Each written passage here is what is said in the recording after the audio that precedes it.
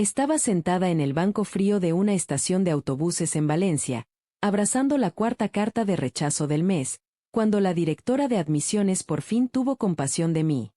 Se acercó a la puerta del edificio, miró a ambos lados como si temiera que alguien la viera, y me susurró: «Tu expediente era impecable, Marta, pero tu madre llamó esta mañana. Dijo que tienes un historial psiquiátrico grave, que eres inestable y que admitirte sería un riesgo para la institución». Mi quid halata. Nunca en mi vida había pisado la consulta de un psiquiatra. Durante 3 años, mis padres boicotearon cada solicitud, cada alquiler, cada oportunidad que intenté construir, dejándome sin hogar durante 7 meses solo para obligarme a volver a su control. Mi padre incluso me envió un mensaje que decía: «Vuelve a casa, pídenos perdón de rodillas y quizá dejemos de intervenir». Creí que estaba completamente atrapada hasta que un hombre mayor con un maletín de cuero se detuvo frente a mí, me entregó un sobre lacrado y dijo: «Tu abuelo me contrató hace 8 años para encontrarte cuando ya no te quedara nada.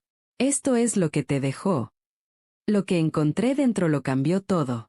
Quédate hasta el final y déjame un comentario diciendo desde qué ciudad me estás escuchando. Quiero ver hasta dónde llega mi historia. Me llamo Marta Ferrero.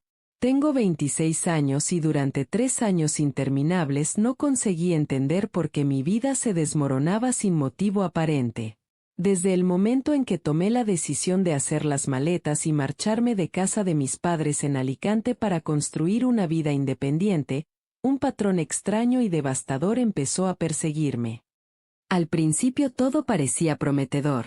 Solicitaba plazas en programas de posgrado, preparaba mi currículum con cuidado, asistía a entrevistas con ilusión. Una y otra vez, los responsables me elogiaban, sonreían, me decían que mi perfil era exactamente lo que buscaban. Prometían enviarme la confirmación esa misma semana. Pero entonces, sin excepción, el ambiente cambiaba por completo. Días después recibía un correo frío y genérico rechazándome, o peor aún, un silencio absoluto. No tenía sentido. Mis notas eran excelentes, mi experiencia en clínicas veterinarias era sólida, mi motivación era genuina. Sin embargo, cada oportunidad se evaporaba justo cuando estaba a punto de alcanzarla. El misterio se resolvió finalmente una tarde lluviosa de noviembre en la puerta de la Facultad de Veterinaria de Valencia. Yo estaba sentada en un banco con la cuarta carta de rechazo del mes, mirando el papel con los ojos borrosos. La directora de admisiones, una mujer que había sido cálida y entusiasta durante mi entrevista 2 días antes, salió del edificio y se acercó a mí. Miró alrededor con nerviosismo, se inclinó y me susurró las palabras que destrozaron mi mundo entero. «Marta, tu expediente era perfecto, pero tu madre llamó a la secretaría esta mañana. Dijo que tienes un historial psiquiátrico grave, episodios violentos, que no eres segura para un entorno académico». Me quid paralizada. Nunca en mi vida había tenido un diagnóstico psiquiátrico. Nunca había tenido un episodio violento. Escuchar esas palabras fue como recibir un golpe físico en el pecho. La realidad cruel de mi situación me golpeó toda de golpe. Cada puerta que me habían cerrado en la cara durante 3 años no era mala suerte. Era sabotaje deliberado. Sin un ingreso estable, mis ahorros se agotaron en semanas. No tardé en no poder pagar el alquiler de la habitación que compartía en un piso pequeño. Metí lo poco que me quedaba en una mochila y en el maletero de mi coche y me quedé literalmente en la calle. Durante 7 meses brutales, mi coche fue mi dormitorio, mi armario y mi refugio contra el frío. Me duchaba en los vestuarios de un gimnasio al que podía pagar una mensualidad mínima y racionaba cada euro para comprar comida básica. El agotamiento físico era terrible, pero el dolor emocional era infinitamente peor. Saber que las 2 personas que debían protegerme eran las que activamente me empujaban al abismo. Y ni siquiera se molestaban en ocultarlo. Una noche helada de enero, mientras estaba acurrucada bajo una manta fina en un aparcamiento vacío, mi teléfono vibró en el asiento del copiloto. Era un mensaje de mi padre. Decía: «Vuelve a casa, pídenos perdón de rodillas y quizá dejemos de intervenir». Era un juego de poder enfermizo. No querían que me muriera de hambre. Querían verme rota. Querían que me arrastrara de vuelta, que admitiera que no podía sobrevivir sola y que entregara mi independencia para siempre. Pero mirando esa pantalla, sintiendo el frío colarse por las ventanillas, una llama silenciosa se encendió dentro de mí. Me negué a darles esa satisfacción. Prefería dormir en mi coche otro año entero antes que arrodillarme ante su control tóxico. La lluvia caía con fuerza sobre el parabrisas, desdibujando las farolas en manchas amarillas. Estaba en el asiento del conductor con un vaso de agua del grifo entre las manos cuando un golpe suave en la ventanilla me hizo saltar.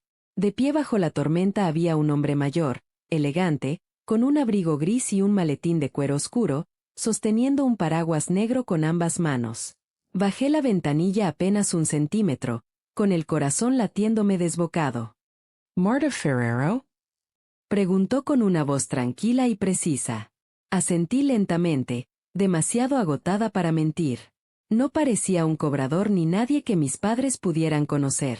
Abrió el maletín, sacó un sobregrueso sellado con lacre y lo deslizó por la rendija del cristal.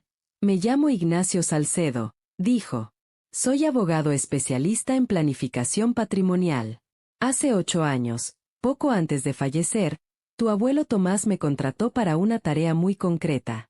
Conocía la naturaleza controladora de tus padres y anticipó que las cosas podrían llegar a un punto de ruptura después de su muerte. Ignacio me miró con una empatía profunda y genuina. Tu abuelo dejó instrucciones explícitas. Debía localizarte únicamente cuando tu situación alcanzara el fondo absoluto. Cuando tus padres intentaran destruir completamente tu medio de vida. Creó un plan de contingencia para asegurarse de que nunca te vieras obligada a volver a ellos. Mis dedos temblaban cuando rompí el sello del sobre. Dentro había una llave antigua, un fajo grueso de documentos legales y una escritura de fideicomiso con sello notarial. Mientras pasaba las páginas, la magnitud de la previsión silenciosa de mi abuelo empezó a revelarse. Él había visto a través de la obsesión de mis padres por el dominio mucho antes que nadie. Sin que mis padres lo supieran, mi abuelo había constituido un fideicomiso irrevocable a mi nombre. Había transferido la propiedad de un pequeño local comercial en el centro de Valencia directamente a mí, junto con un fondo líquido sustancial gestionado por el despacho de Ignacio. Al ser un fideicomiso irrevocable creado antes de su fallecimiento, estaba completamente blindado frente a cualquier reclamación o influencia de mis padres. No tenían idea de que existía. Pero mi abuelo no solo me había dejado libertad financiera. Había construido una salvaguarda en el marco legal. Una cláusula específica facultaba al equipo de Ignacio para emprender acciones legales inmediatas contra cualquier tercero que intentara interferir en mi supervivencia económica, difamar mi reputación o sabotear mis oportunidades profesionales o académicas. Por primera vez en 3 años de agonía, tenía los medios para protegerme. Mirando la llave en mi mano, sentí como el peso aplastante de la impotencia se levantaba de mis hombros. Ya no era un objetivo aislado durmiendo en el asiento trasero de un coche. Tenía una fortaleza legal entera detrás de mí. Con el equipo de Ignacio respaldado por el fideicomiso, tendimos una trampa para pillar a mis padres con las manos en la masa. Sabíamos que una simple confrontación no bastaría. Necesitábamos pruebas sólidas e indiscutibles de su difamación para desmantelar su control de forma permanente. Ignacio organizó que me presentara a una vacante en una clínica veterinaria cuyo propietario era un contacto de confianza de su despacho. Envié mi solicitud, completé la entrevista formal y, como era previsible, la directora de la clínica me extendió una oferta provisional. Las líneas telefónicas de la clínica estaban equipadas con un sistema de grabación conforme a la normativa vigente. Menos de 2 horas después de que yo saliera del edificio, la trampa se activó. Mi madre llamó a la recepción. En la grabación, su voz era escalofriantemente serena mientras le decía a la directora que yo era una persona inestable, con antecedentes de agresividad, que había robado medicamentos en prácticas anteriores y que suponía un peligro directo para los pacientes. No sabía que cada palabra se estaba guardando en un servidor legal seguro. A la mañana siguiente, los procuradores de Ignacio se presentaron en el chalet de mis padres en Alicante. Les entregaron formalmente una demanda por difamación, Interferencia torticera en relaciones profesionales y causar daño emocional intencionado. Adjunta a la primera página iba la transcripción de la llamada grabada junto con un requerimiento de cese inmediato advirtiendo que cualquier contacto adicional con mis posibles empleadores o instituciones académicas activaría una demanda civil de alta cuantía. Por primera vez, mis padres fueron despojados de su anonimato y obligados a enfrentar la realidad legal de sus actos. El impacto fue inmediato y brutal. Cuando abrieron esos sobres, comprendieron que la hija que creían tener atrapada en la miseria de repente tenía representación legal de élite y recursos ilimitados respaldándola. Su reacción inicial fue pura rabia. Mi padre intentó llamarme al móvil varias veces, exigiendo saber de dónde había sacado dinero para abogados y gritándome que era una hija desagradecida. Pero siguiendo las instrucciones estrictas de Ignacio, no contesté ni una sola llamada. Cuando los gritos no funcionaron, llegó la desesperación. Intentaron contactar a familiares para hacerse las víctimas, pero Ignacio se movió rápido para desmontar su narrativa. Distribuyó copias certificadas de las grabaciones y de los escritos judiciales a los conocidos y parientes a quienes mis padres habían estado mintiendo durante años. La reputación que mi padre había construido durante décadas se hizo pedazos de la noche a la mañana.